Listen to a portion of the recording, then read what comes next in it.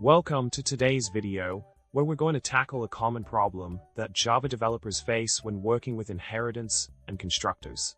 The problem we have at hand involves a scenario where we want to avoid a null pointer exception in a subclass constructor, but we need to call the superclass constructor as the first line.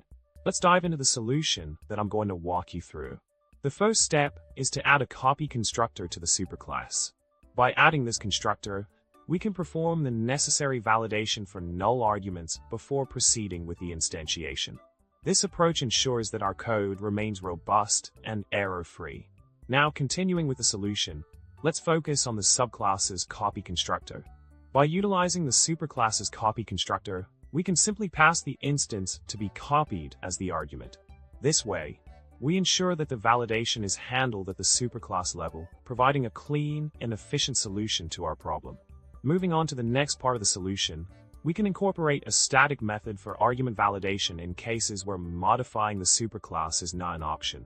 This method acts as a pre-validation step before calling the superclass constructor, ensuring that any null arguments are caught and handled appropriately.